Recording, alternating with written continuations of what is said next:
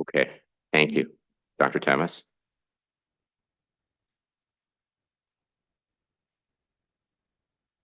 Thank you, Dr. Schulich, and thank you for your support of the Medical Student Summer Research Program. This is our 4th year of having a symposium to get our medical students to present the work that they've accomplished during their summer time with us. As a reminder, these are students who did research with us between their 1st and 2nd year of medical school through a 12-credit elective that we've started, and many of them are working with mentors within our department. We've had many of our faculty lecture to the students to teach them how to do a research project, and other faculty who have held work in progress meetings to keep them on track throughout the summer. So thank you to everyone who's helped with this program to support our medical students, and I'm really looking forward to hear their talks today. I'm also really excited to hear our visiting professors talk. Dr. Lorraine Kelley-Quon is an associate professor of surgery and population and public health sciences at Children's Hospital Los Angeles and the University of Southern California. She obtained her BS in biochemistry and cell biology at the University of California, San Diego. She completed her MD in general surgery training at the University of California, Los Angeles, and then completed a fellowship in pediatric surgery at Ohio State. She is the principal investigator of the Health Outcomes and Policy FACS lab at CHLA, and her research is funded by Southern California CTSI, the NIH, and PCORI, and focuses on understanding the health implications of prescription opioid use for infants, children, and adolescents. Her work has been published in high-impact journals, including JAMA Pediatrics, JAMA Surgery, and Pediatrics, and she's been featured in the New York Times, Kaiser Health News, Parents Magazine, Time, and Medscape.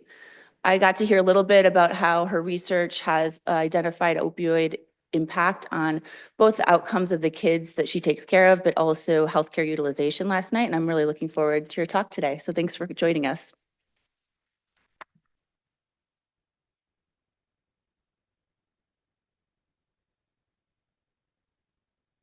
All right. Well, good morning, everyone. I am exceedingly excited to be here today for this Medical Student Research Forum, because I also remember being a bright-eyed and bushy-tailed medical student. So I'm really excited to see the research that's coming forth today. I want to start off by telling a story of what actually got me interested in studying opioids in children. A lot of people, especially when I meet family members who are not in medicine, are very surprised to even learn that children receive opioids and that this is actually the focus of my research. So when I was a pediatric surgery fellow, I was in Columbus, Ohio at Ohio State. And if you've been following the opioid epidemic, Ohio was hit really hard by the opioid epidemic. And I vividly remember one of the patients that we took care of. This is a teenage boy. He got in a car accident. He had multiple rib fractures. He came into the hospital primarily for pain control. And I ran the list with the intern in the morning. He was a very smart intern. And I said, hey, I think he's ready to go home. Make sure you give him some pain medication before he goes home. Go about the day, come back in the afternoon, we run the list again. And I say, hey, did this kid end up going home? And the intern said, well, yeah, eventually. And I said, okay, what happened? He's like, well, I did what you said. I wrote him a prescription for opioids. And when I gave him the prescription, he actually looked at it and gave it back to me. And I said, oh, why was that? And he said, well, apparently both of his parents had substance use issues. And so he, as the teenager in the house, didn't feel like it was safe to have prescription opioids in the house. So then I asked my intern, I said, well, how many tabs did you write for? And he said, I wrote for 90 tabs of oxycodone. And I thought, oh my goodness.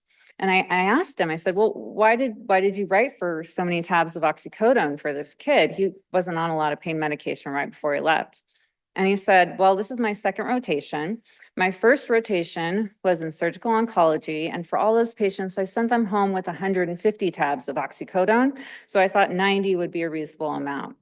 And this interaction with a very, very smart intern, I thought about so many things all at once. First, I thought, wow, I have, as the leader of this team, not done a good job about talking to the team about how to responsibly prescribe opioids.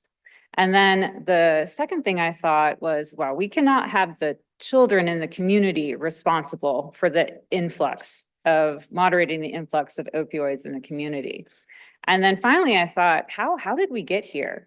And really, this experience is in my fellowship was really formative for me and really shaped all of my research and continues to do so. And so I'm particularly excited to speak to so many people who are in med school and training because it's such a formative time for you. And the patients you're going to see in your clerkships and on your rotations, you won't realize it when you're in it, but these are going to be very formative and stick with you.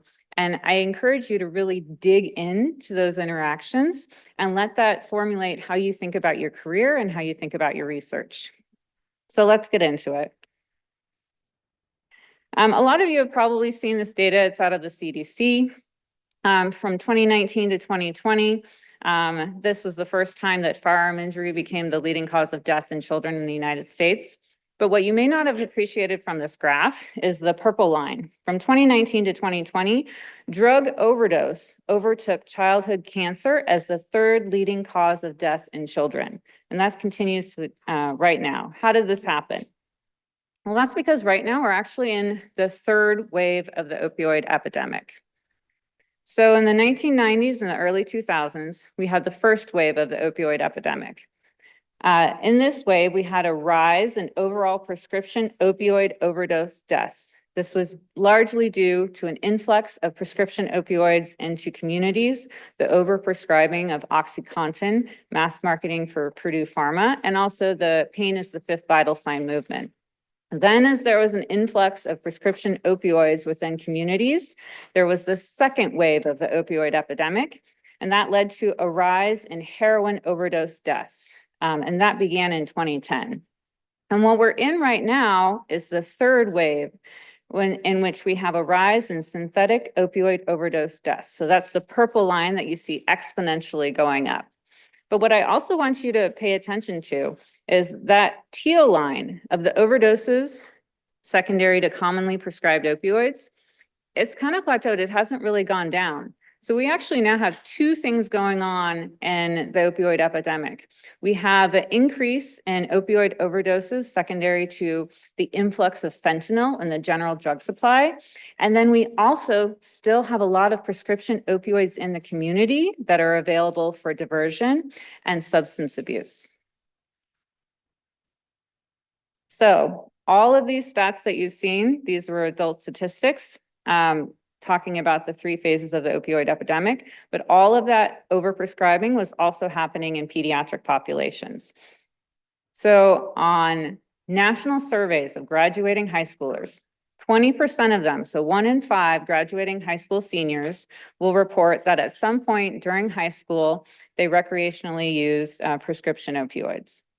Most of the time, these teenagers receive their prescription opioids, they're given to them for free. They either use their own prescription or they use leftover medication from a family member or friend.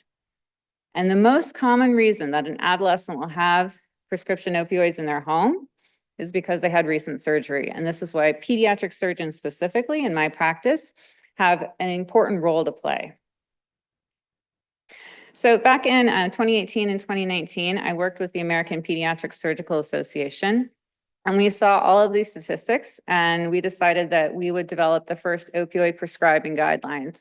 And we didn't want to just do a systematic review of the literature and put forward some recommendations, but we actually broadened our group to include nurse practitioners, general surgery residents, addiction science specialists, pediatric anesthesiologists, and multiple stakeholders from the American College of Surgeons, from American Academy of Pediatrics, representing about 9 different institutions across the country.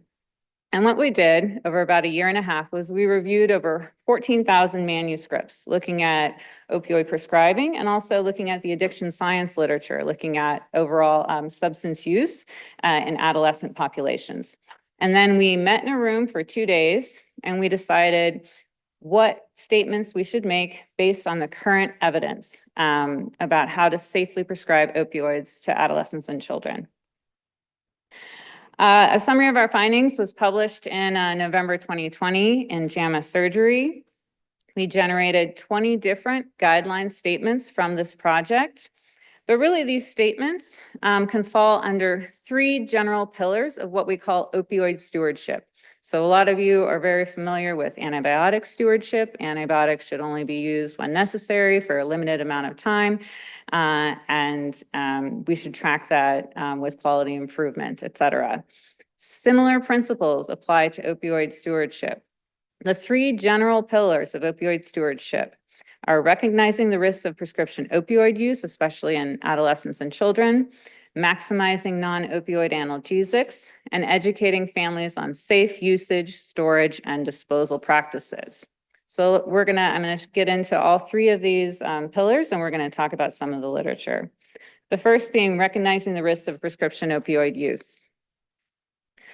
So very important to recognize, non-medical prescription opioid use increases in adolescents. So this is data from the household survey. The household survey has been going on. It's run by the Department of Health and Human Services. It's a random survey of Americans.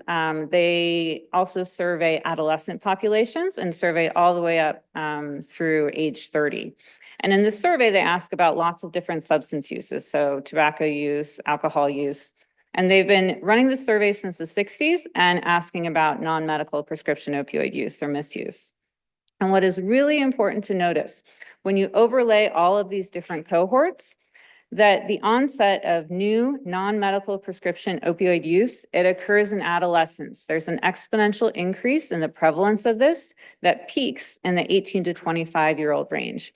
So this is why, as a pediatric surgeon who is potentially giving a child their first prescription of opioids, this is why it's very important to recognize that this is a key moment in that adolescent's life, and this is their first exposure to opioids, and it could put them potentially on the track of a substance use issue in the future.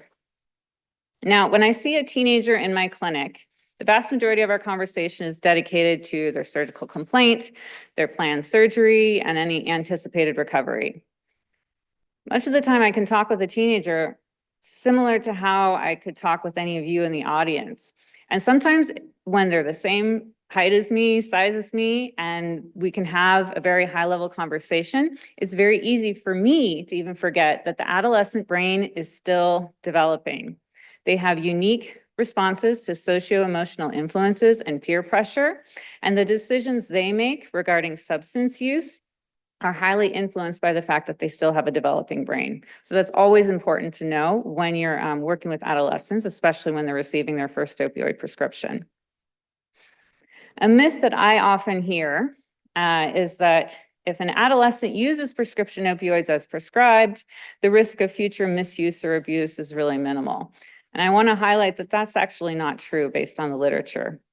Teenagers who use opioids as prescribed before 12th grade have an independently associated risk of future opioid misuse. So this is data generated from the Monitoring the Future study. This is another study. This is run out of NIDA at the NIH. This is a national sample of teenagers who are surveyed through adolescence and early into adulthood. And what they did was they surveyed 12th graders when they were graduating 12th grade. And they asked them if they had ever received a prescription opioid legitimately, meaning a doctor gave it to them because they broke their arm or they had surgery. And then they followed them up when they were young adults. Remember that graph I just showed you. And they found that for those who had legitimately used prescription opioids as a doctor had directed, they had a 33% increase in the risk of future opioid misuse after high school and early adulthood. And for the majority of these kids, they had little to no history of prior substance use in high school. And when they were graduating high school, they said they had a strong disapproval of illegal drug use as a high school senior. So even if an adolescent is using a prescription opioid as prescribed, they still potentially have an increased risk later in life of substance use issues. So this idea that a teen's environment, their emotions, their mental health intersect with their likelihood of substance use is currently being studied at USC. This is one of my primary research mentors, Dr. Adam Leventhal. So Dr. Leventhal is a clinical psychologist. So he didn't go to medical school. He got a PhD in clinical psychology. And he, for his career, has been studying substance use. And I highlight this as my mentor because I think that my science has benefited so much from partnering with someone who's completely outside of medicine. So he built his career looking at tobacco use, vaping, and other substance uses in adolescents.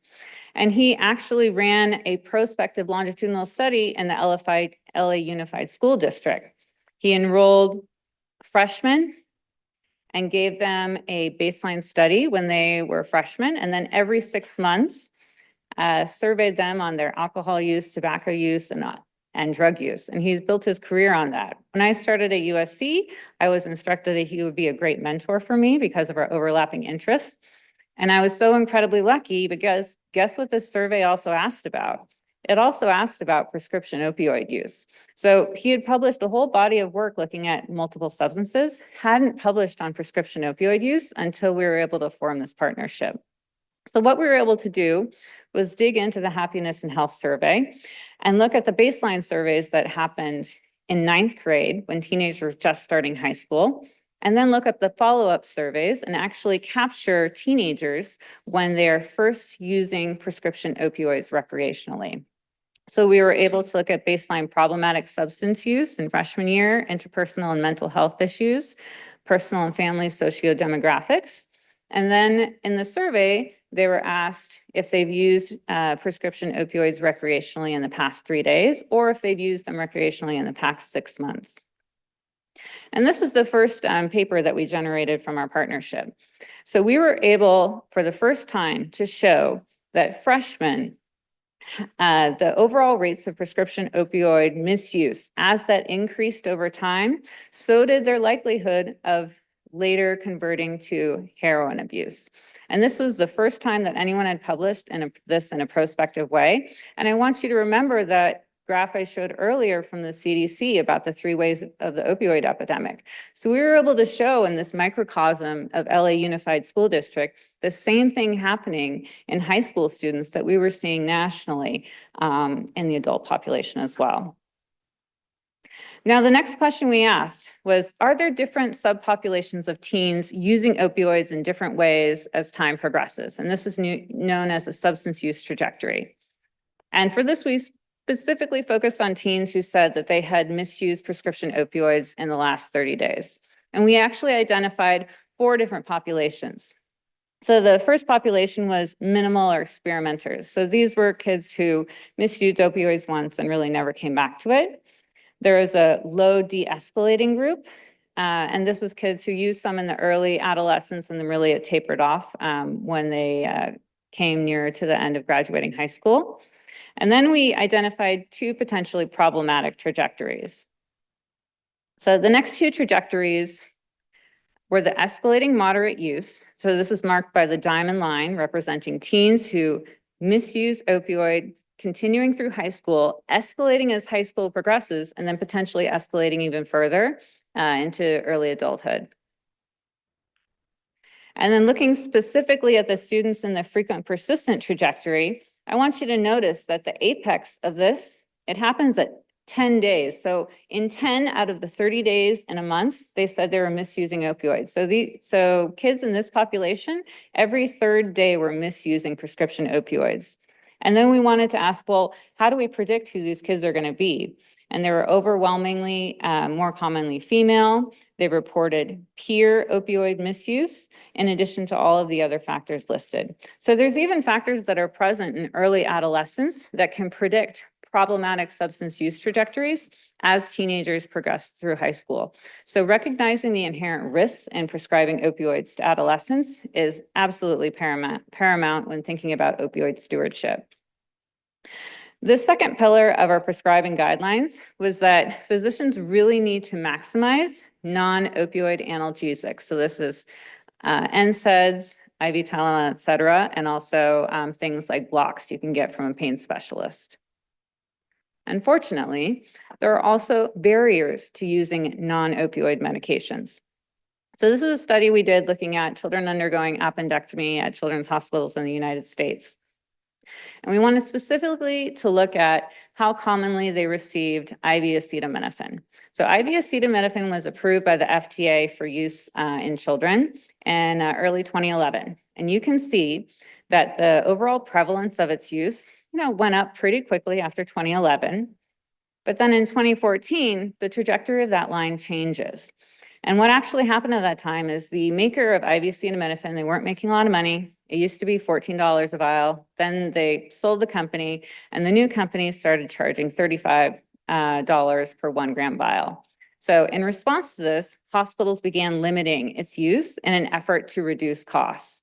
And so recognizing that we need to use multimodal non-opioid analgesics became increasingly harder if there was hospital pushback against using IV acetaminophen. So I've worked in hospitals where this is limited to only the anesthesiologist. You're only allowed to give it to the first 24 hours after surgery, et cetera.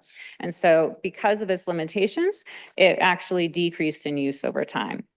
Now, the ironic thing when we looked at actual costs and charges in this project is that the kids who received IV acetaminophen actually had decreased overall pharmacy charges because they were taking less opioids. So when you're going back after my talk and talking with your pharmacist and your hospital leadership, ask them not to just look at the price of individual drugs, but the price of the overall pharmacy charges. And it may be that you're using a more expensive drug, but you're actually minimizing other drugs, such as opioids, and therefore it justifies the cost. Another thing that we did with our guidelines project is we generated a list of procedures that have been shown to potentially not require opioids after they're performed. The vast majority of these being outpatient procedures and minimally invasive procedures. And specifically, I want to highlight appendectomy as one of these procedures. So CHLA is part of the Western Pediatric Surgery Research Consortium. This is a consortium of 10 children's hospitals. Colorado Children's is one of these hospitals. And most of what we do in pediatric surgery is really rare. So no one hospital has enough numbers for most clinical trials. And so this consortium allows us to run clinical trials, run large prospective cohort trial studies, and also to do quality improvement. So after these guidelines came out, we all sat around the table and said, oh, we should do a quality improvement project and eliminate opioid prescribing for children after appendectomy. And when we sat around the table, I vividly remember all of the surgeons said, nobody prescribes opioids after appendectomy. We don't even need to do the study. Nobody does that anymore. And then everybody started getting on their phone and texting their nurse practitioners and residents. And what we found is about half of the hospitals in our consortium were still prescribing opioids after appendectomy, even though the surgeons thought they weren't prescribing opioids. And so this ended up being a perfect opportunity to do a quality improvement project because we all agreed we shouldn't be prescribing opioids, but it wasn't being implemented evenly across institutions. And you can see in this graph on the leftmost side, before we started the project, some institutions were giving 70% of children going home after appendectomy an opioid prescription. So we actually were able to add new variables to NSQIP that tracked opioids across all of our hospitals. We all agreed to eliminate opioid prescribing, and we brought the overall percentage of opioid prescribing in our 10 hospitals from 17% down to 4%. And we tracked patient satisfaction with pain control. There was no change after this intervention.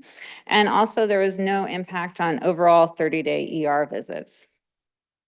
So I'm particularly proud of that project because NSQIP actually now tracks opioid prescribing. So this is a brand new variable that was added to all NSQIP hospitals back in 2023. I highlighted here, this is my hospital, I just pulled up this data. So in my hospital at CHLA, 22% of the kids undergoing surgery captured in NSQIP are receiving an opioid prescription. And then compared to nationally, where 29% of children in NSQIP are receiving an opioid prescription. So some of these prescriptions are likely very necessary. Some of these probably could be eliminated. And that's where a lot of the next generation of research is leading.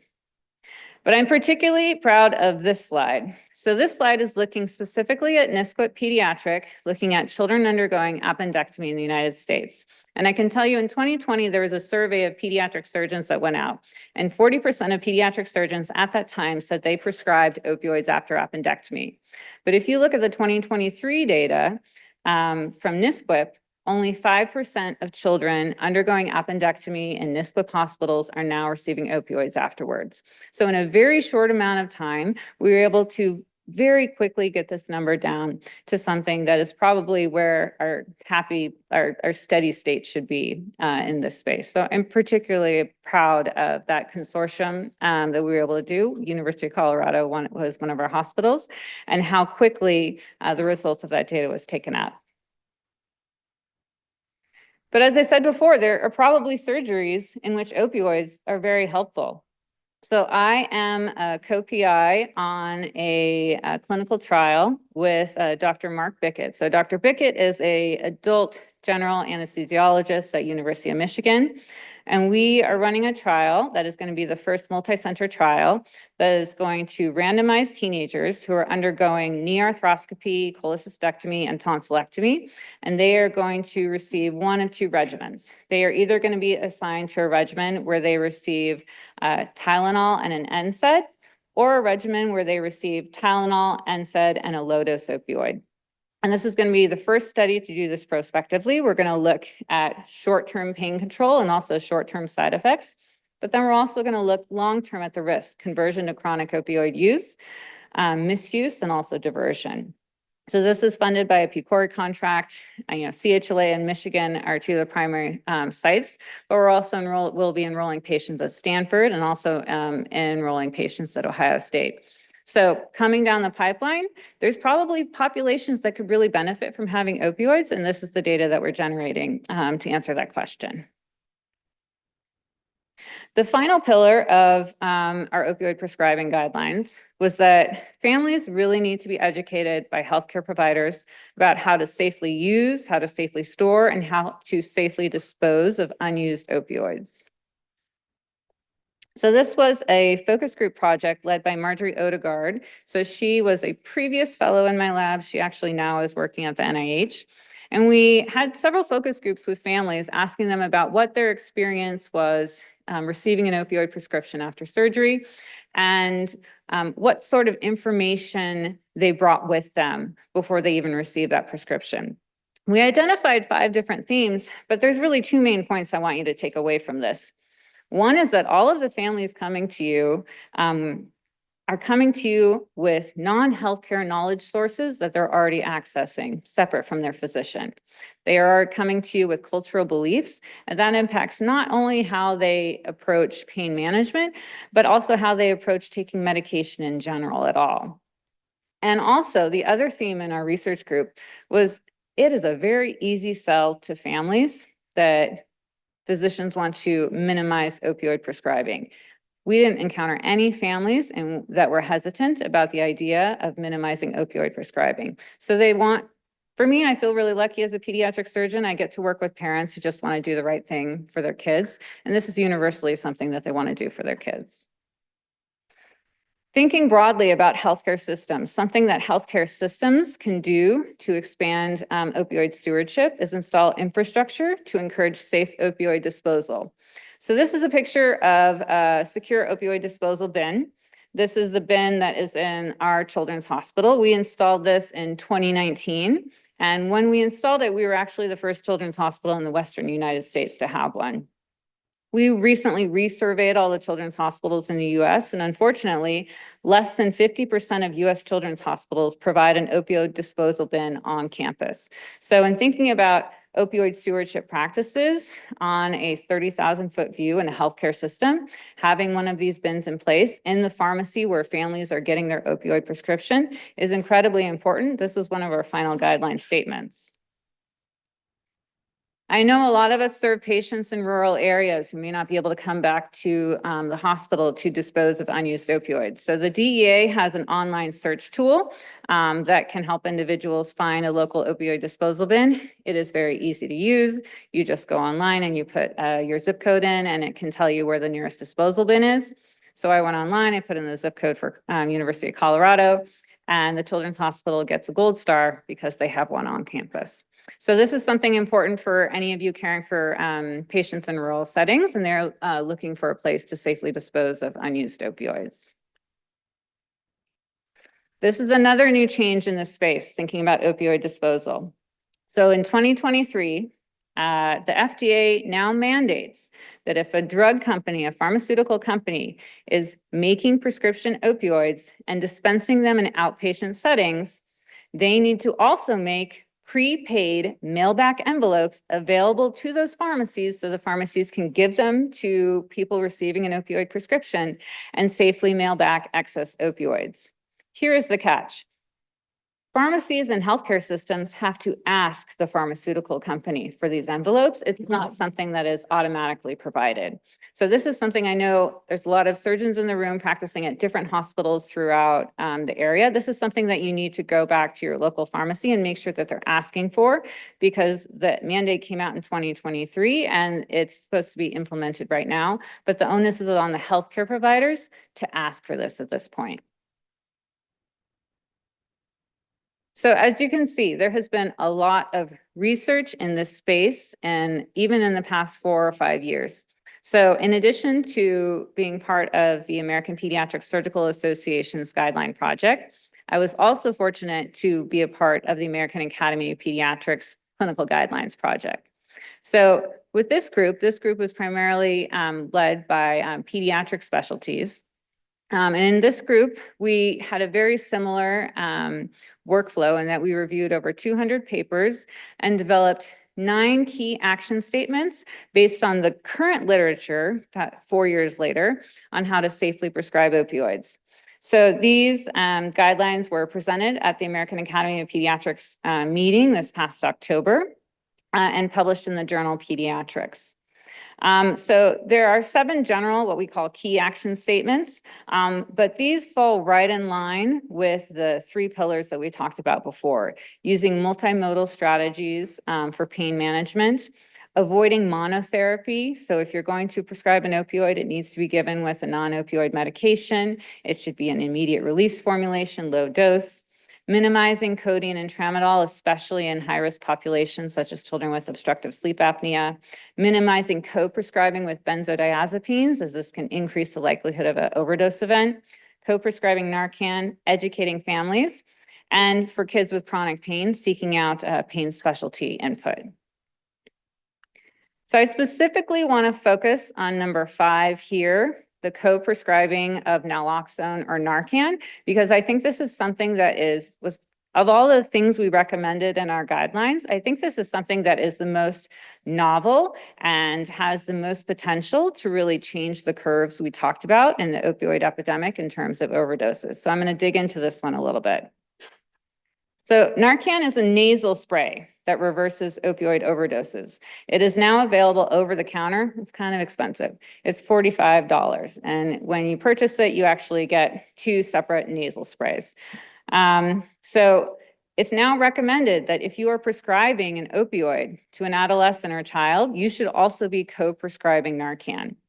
And this is particularly important because when you look at the US statistics, in the US, every week, 22 high school students die of a drug overdose. That's equivalent to 1 entire classroom every week dying of an overdose. And 67% of adolescents who overdose, 67% of the time, there is a bystander nearby who could have intervened to save their life. And naloxone is administered in less than 50% of cases of an adolescent overdose. So Dr. Ruby Barks, she is now the senior fellow in my lab. She gets a special shout out because she heard these statistics, and like me, I carry Narcan with me. I have it in my car. I have it in my purse today. We have it in our first aid kit at home. She started carrying Narcan with her. And a few months after she moved to Los Angeles and started working with my group, she actually saw someone unconscious outside of Starbucks. She gave them Narcan, she called 911, and she saved their life. So this is absolutely something that should be prevalent in the community. It should be something that all healthcare workers are very familiar with how to use, and you have easy access to.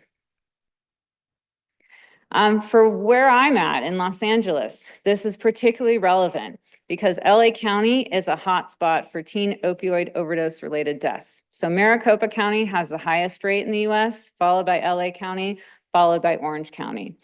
So fentanyl overdoses in our high school are a problem, and it's even happening on the high school campuses. So in response to this, actually in 2023, all LA Unified School Districts now have Narcan on campus. They have it carried by their security officers, or they have it in the the nurse's office. And in 2023 alone, it was used 31 times on campus. So I want to highlight this statistic because it's not only an issue in Arizona and California. This is a list of the hotspot counties in the United States for adolescent overdose deaths. And I highlighted Adams County and Denver County. So this is something that is happening across state lines. And is something, after the words, I'm very happy to talk to anyone who wants to partner with these efforts to expand Narcan availability within the community. So something we actually did. So I live in a sleepy little part of Los Angeles called La Cañada. It's very pretty. It's by the foothills. But even in the last 4 years, we've had 2 high school seniors who've overdosed on fentanyl. So even locally where I live, in a very nice, well-educated area, this is an issue. So what my lab did in partnership with the Institute for Addiction Science at USC was we had an opioid take-back event. So you can actually sponsor one of these events in your local community. A lot of universities do this. It's surprisingly very easy. You literally just call your local DEA agent and they will set up all the infrastructure to collect the opioids and then safely dispose of them. So we went to the local high school where I live. We had a take back event and collected 22 pounds of medication. But what we also did at that event is I went to the trauma simulation lab and I took one of those trauma dummies, and we also taught people how to use Narcan. And we also distributed 112 boxes of Narcan. And this was a really, really important event for me, because I felt like I could really take the findings of my research back to my community. But I also want to highlight that young boy who's in the picture right there. This is one of my son's friends. His mom brought him in, and she taught him he learned how to use Narcan and what it was. And his mom afterwards said that she was so glad she came to the event because she had been struggling with how to talk to her son about substance use. And this was the perfect opportunity to begin that conversation and for him to see himself as a helper in the community. This project specifically was organized by one of the med students in my research lab, Odessa Obanello. She is currently applying for general surgery residency right now, so you may see her on the interview trail. All right, so we're going to switch gears. We've talked a lot about the risks inherent to prescribing opioids in adolescents and children. I think we're all coming back from Thanksgiving, and we all had awkward conversations with our family members. And the thing that I always end up having to explain to my in-laws and family members who are not in medicine is why I study opioids as it relates to delivering healthcare to babies. So hospitalized infants. So these are all the critically ill babies I take care of in my other part of my practice in the neonatal ICU. They frequently receive opioids for procedural sedation, for analgesia.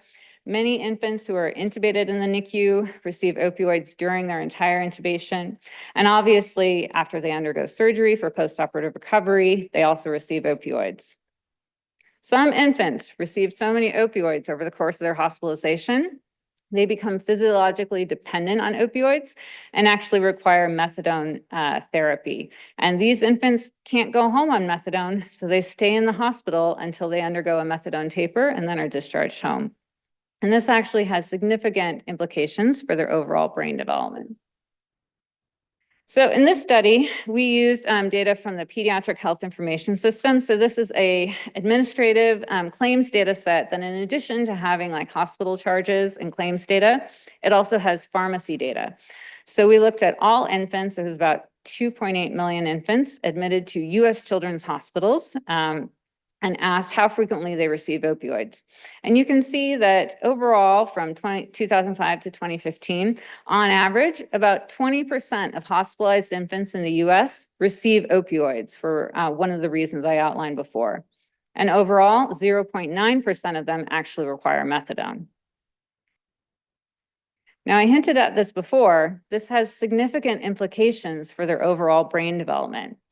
So, important to know, for a preterm infant between the ages of 24 weeks and term, their cerebellum is actually supposed to increase in size 5-fold.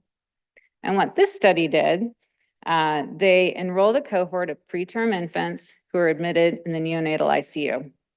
And then they did serial MRIs quantifying their cerebellar volumes over time.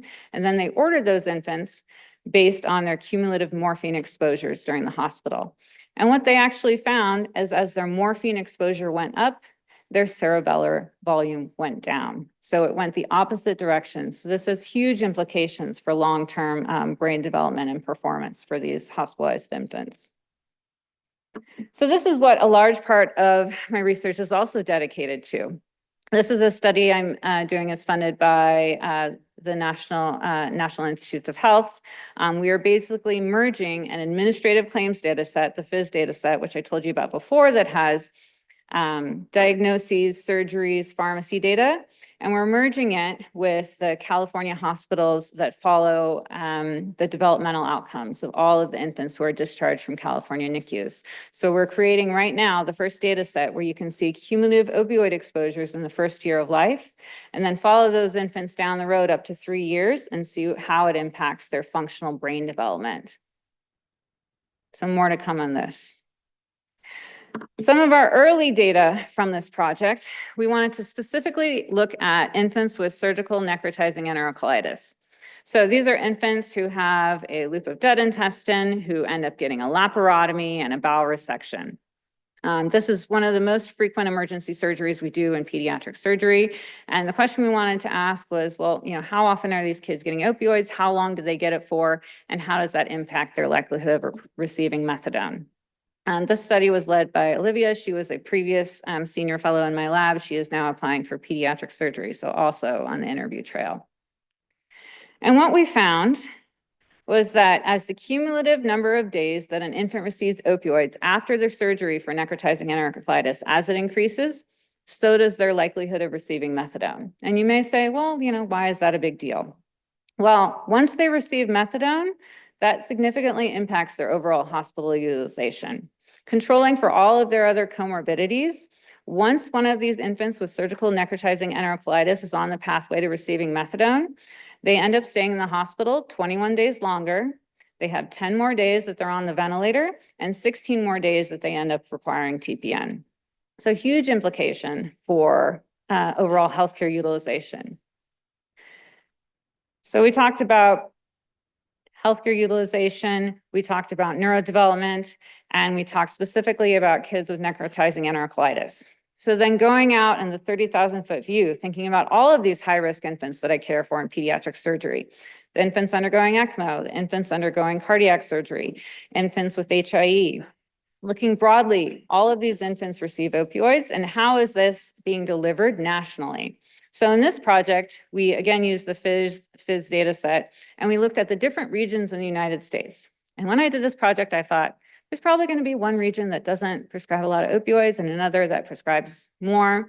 And what we found is throughout the United States, there's huge variability in whether or not these high-risk infants receive opioids, and there's huge variability in whether or not they receive methadone.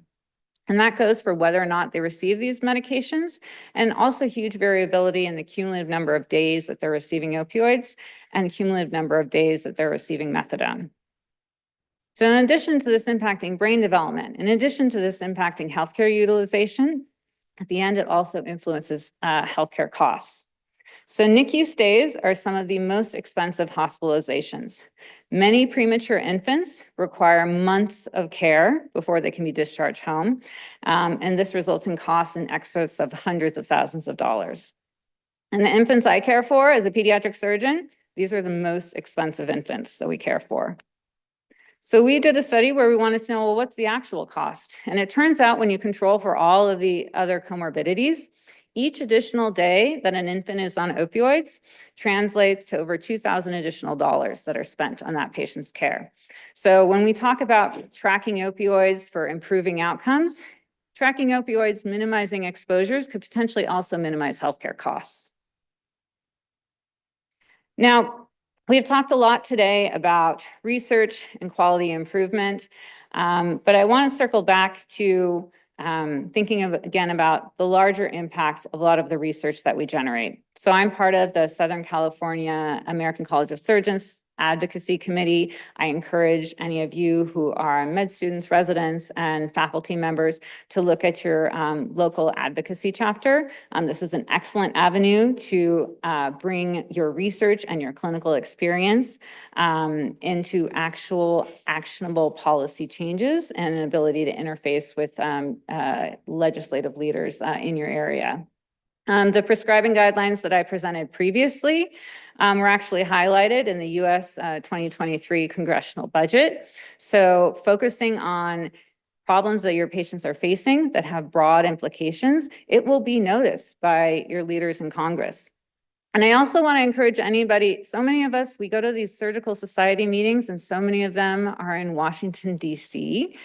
So anytime I'm in Washington, D.C. for these meetings, I always make it a point to meet with local legislators to advocate for safe prescription opioid disposal infrastructure and also advocate for expanded access to Narcan. We're fortunate at USC, we have a government relations building in Washington, D.C. Many other universities have this, and I encourage you, if this is something that is available to you through your university or a surgical society that you're involved with, like the American College of Surgeons, that you leverage these opportunities when you're in DC, but then also locally in your state chapters. So bringing it back, when you think about opioid stewardship and how you're going to incorporate this in your routine practice, very important to consider the implication of prescribing opioids for all populations, for infants, for children, and for adolescents. Thinking about opioid stewardship in your everyday practice, I encourage everyone to leverage quality improvement infrastructure. As I mentioned before, NSQIP now tracks opioids. So this is something, if you are at a NSQIP hospital, for any specialty that is reporting to NSQIP, you can do a quality improvement project, use the data that's already being collected. I also highly recommend co-prescribing Narcan. And also speaking with leadership within your hospitals to have automatic order sets potentially in which anytime someone is receiving an opioid prescription, they're also receiving a prescription for Narcan. Advocate to both your hospital leadership for opioid disposal bins and make sure everybody knows that these free mailback envelopes are available from pharmaceutical companies who are actually making these prescription opioids. Consider sponsoring a local take-back event in your own community. And really meet with your legislators and vote. Now more than ever, it's so incredibly important. And then thinking broadly, since so many people in the room are at different aspects of your training, do not be afraid to collaborate with people outside of your specialty. My best collaborations have been with people who are outside of surgery, even outside of medicine, and it's made my science better. And it's enabled me to generate science that can have a larger impact and really help the patients I take care of every day.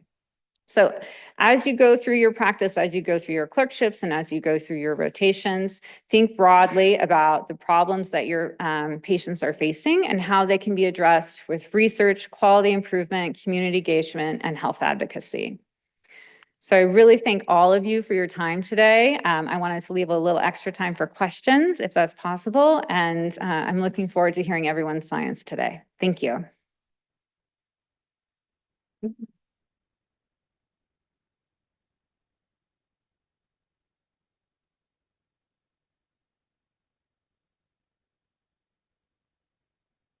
Comment first. Thank you so very much for coming and presenting and helping us with the medical student lectures.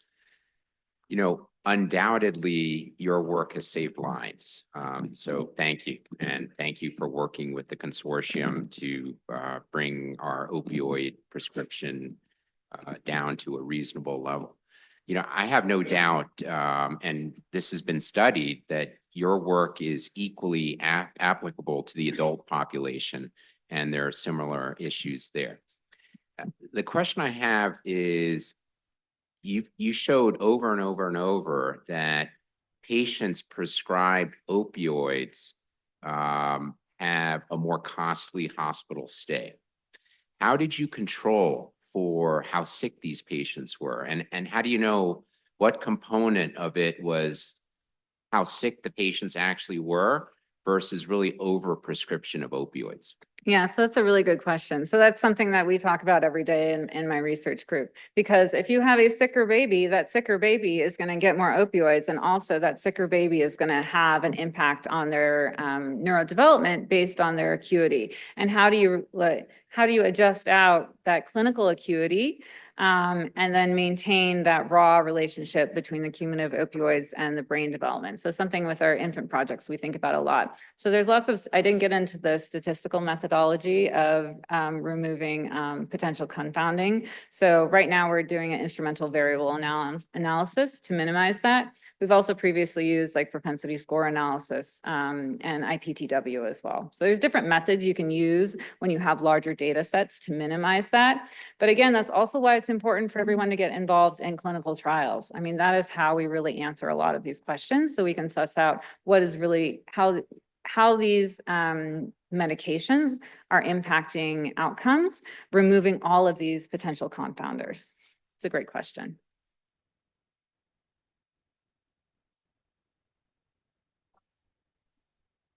I'm Tom Robinson. I work in the older adult population, so the opposite spectrum. One of the things when you go to the American Geriatric Society that they found was when patients with dementia who couldn't speak for themselves didn't have enough opioids and they were in uncontrolled pain, their delirium rates and stuff actually went up. And so there is a role for using opioids.